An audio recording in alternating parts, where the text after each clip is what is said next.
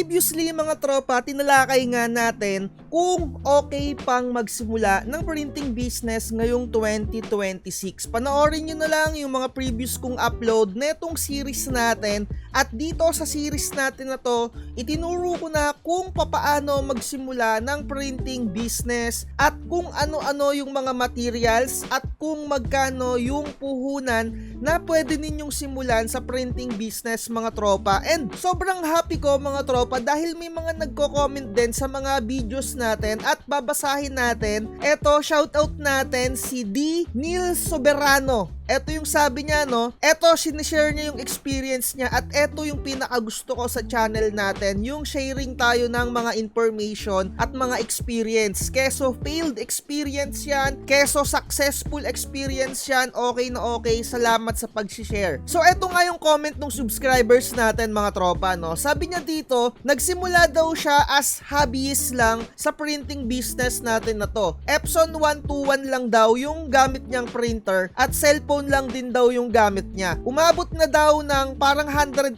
siguro yung tinutukoy niya dito, yung nagastos niya dito. 3 na daw yung laptop na nagagamit niya at 5 printer at cutter platter. Meron na rin daw siyang mag press, meron na rin daw siyang heat press, meron na rin siyang wire binding machine. Home base lang din daw siya at di daw siya ganun gaano katutok sa kanyang printing business dahil meron nga daw siyang regular na trabaho. And eto yung mga customer niya, yung mga malalapit lang din daw sa kanila at yung mga co-workers niya sa company. Tumpak na tumpak na tumpak. Kung ano yung itinuro ko, ganun din yung mga talagang dapat na gawin ninyo. At lagi kong sinasabi, wag nyo munang ibubuhos ng 100% yung pera ninyo dyan sa sisimulan ninyo na business. Kumbaga, magsimula muna kayo nung tipong hobbies lang talaga. 'Di ba nga nakita at sinabi ko sa inyo, kung sisimulan nyo ng isang bultuhan, aabutin kayo ng halos 200,000 talaga at napakasakit nun. 'Di ba? Kung meron kayong maraming pera, okay lang 'yon. Pero kung talagang alam niyo 'yon na inipon nyo talaga, tapos sabihin na natin na malulugi kayo, yung tipong talagang halos wala kayong makuhang customer, sa totoo lang naman talaga, sa printing business na to, masasabi ko na walang lugi dito kung hobbies ka lang at kung hindi ka umuupa ng pwesto dahil nandyan lang din naman yung mga materyales at matagal naman din masira yan. Pwera na lang yung mga vinyl sticker at yung mga mugs dahil na-expired yan, yung mga coating na yan. So ano ba yung pinaka gusto kong ipunto dito sa content natin na to? So kagaya na ito, no, mga tropa, kapain nyo muna yung business, no? Magsimula muna kayo as hobbyist, pambigay-bigay nyo lang muna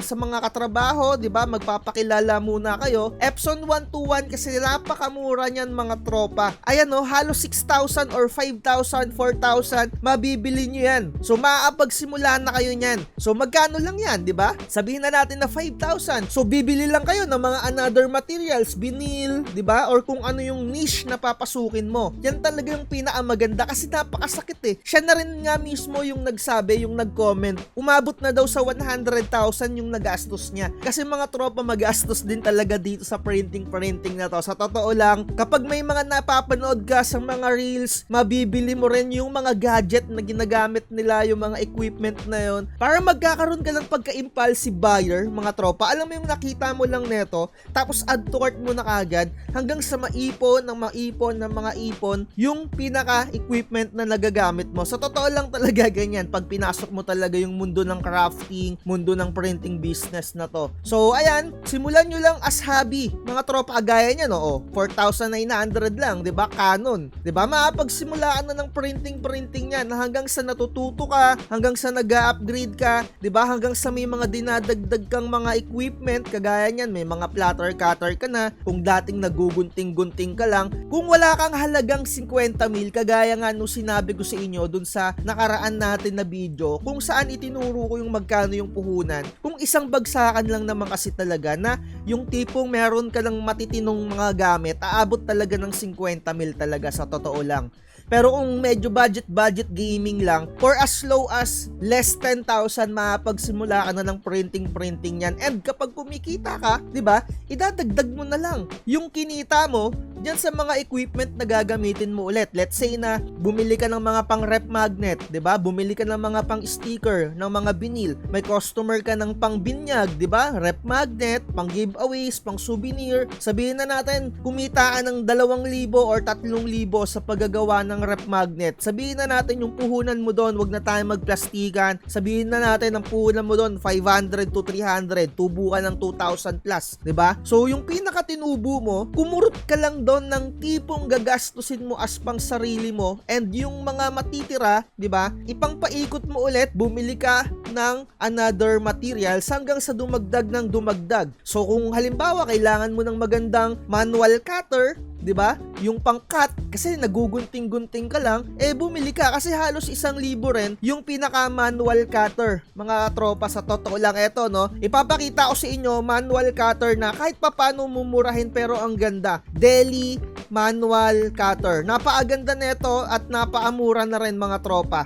Ayan o, etong manual cutter na to, sa totoo lang, 'di ba? Napakamahal pa niya, 1,000 bilang sa isang normal na Pilipino na hindi naman kumikita ng ganung kalalaking halaga. Pero kung kumita sa printing na nagugunting-gunting ka lang at meron ka ng sapat na 1,000, yung kinita mo, wag mo munang gastahin ng totally na 100%. Pambili mo na ito para sa susunod mong pinaka-crafting, hindi ka na magugunting. Meron ka ng ganitong cutter, 'di ba? And syempre, as times goes by, kapag kumita na talaga ng kumita, itry mo na rin bumili ng ganito, Cricut or pinaka-Kuyi, or syempre yung ginagamit ko rin yung Silhouette Cameo, 'di ba?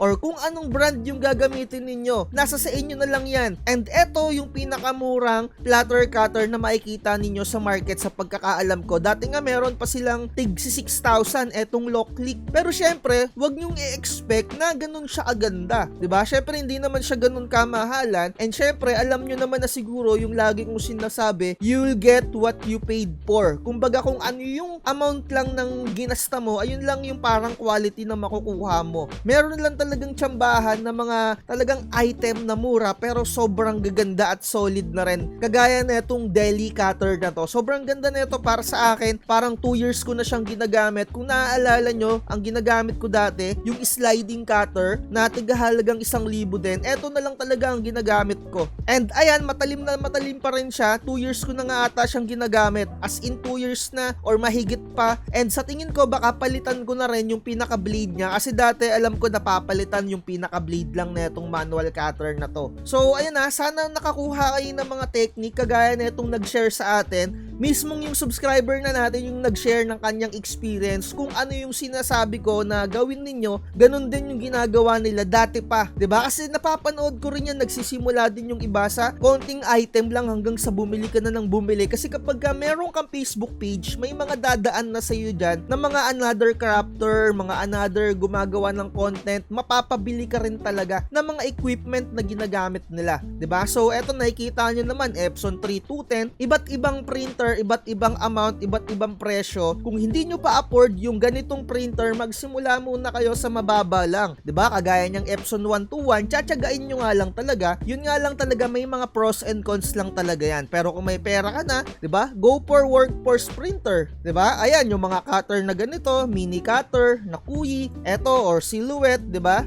Or Cricut. Yung Cricut kasi, ayan yung pinaka basic na cutter na pwede ninyong gamitin. Eto halimbawa mga tropa, kung hindi ka talaga masyadong techie, as in hindi ka ganun kagaling sa computer, or sabihin na natin na zero knowledge ka talaga sa computer, Cricut ang pinaka super daling gamitin. And syempre kung medyo may dunong-dunong ka naman, or syempre alam mo yun, advance ka sa computer, I highly recommend Silhouette Studio or etong Cameo platter cutter. And syempre kung in the near future, yung gusto nyong mag-cut ng mga sobrang haba na up to 24 inches, go for Kuyi na cutter. Pero syempre yung mga Kuyi na cutter, hindi siya ganun kapulidong mag-cut kapag maliliit. Kasi nga ang target neto, yung mga malalaking letra lang talaga. mas pulido siya sa mga malalaki. Pag mga maliliit, eto yung bilihin ninyo. Precise na precise siya kapag mga maliliit na lettering. Kayang-kaya niya. Eto, nahihirapan sila sa kuyi. And when it comes naman sa low click,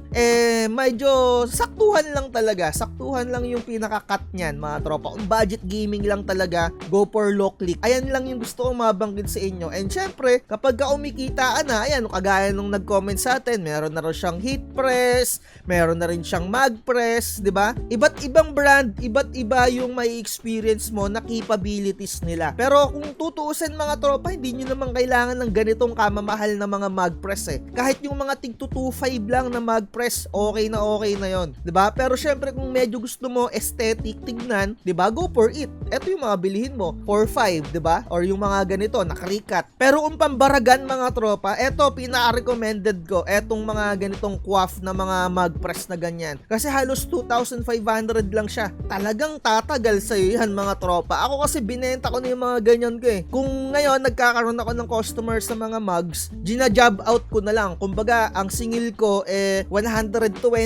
ang sa akin doon 30 pesos and yung the rest dun sa pinagpagawaan ko. Kumbaga, nagpo-porsyento na lang ako. Ayun, so kung wala pa kayo ng pinaka-produkto na mag-aabil sa inyo na customer, halimbawa, magpapagawa sa inyo, mag-sprinting, wala pa kayo ng ganon, hanap kayo ng mga kaibigan ninyo na legit na gumagawa, ipagawa nyo sa kanila, kumuha na lang kayo ng porsyento, let's say na meron kang 40 to 30 pesos sa isang mugs, di ba? Okay na okay yun sa mga nagsisimula hanggang sa ikaw na yung gumagawa mismo, di ba? So, eto, kung medyo nakakaluwag-luwag ka na, mag-add ka na ng laser engraver, di ba? And eto, yung mga ganyan, ang daming pwedeng idagdag kapag ka alam mo nang laruin yung business na to mga tropa. Pwede ka na mag 3D printing, and kung makikita ninyo yung mga iba't ibang content creator din dito sa Facebook, dito sa YouTube, nagsisimula sila ng mga printing lang halos, di ba? And kung bumababa na yung pinaka-views nila, nakikita ko bumibili sila ng mga another gadget, bumibili sila ng mga another machine. Wala tayong magagawa, marami sila mga pambili, although makikita rin naman natin may mga customer din sila. Sa totoo lang, kapag nasa printing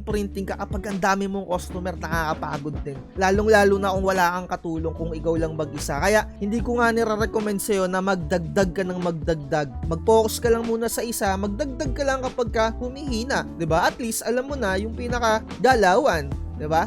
So, hindi ka na mazizero noon sa mga customer. So, ribbon printing, pwede ka rin magdagdag yan, di ba? So, ngayon, alam nyo na kung magkakano yung pwedeng simula na presyo, and alam nyo na rin yung diskarte. Kung wala kayong ganong perang halaga, di ba, na up to 100,000 to 200,000, unti-untiin mo. As times goes by naman, kikita ka dyan. Huwag ka lang susuko ka agad. Kasi kapag sumuko ka, wala tayong magagawa dyan, di ba? Diyan na papasok yung ibebenta mo na yung mga nasimulan mo. Nasimulan mo na nga sana ituloy-tuloy mo na lang din, 'di ba? Kaysa sa wala kang customer, tuloy-tuloy mo lang, magkakaroon ka diyan. So, kung gusto niyo mag-avail ng mga legit na product, no, mga tropa, bisitahin niyo lang yung YouTube channel natin, i-click niyo lang yung store. Ayan, may mga naka-collection ako dito. Ito ay mga affiliated link lang kung saan diyan rin ako bumibili sa mga nilalagay ko diyan ng mga store.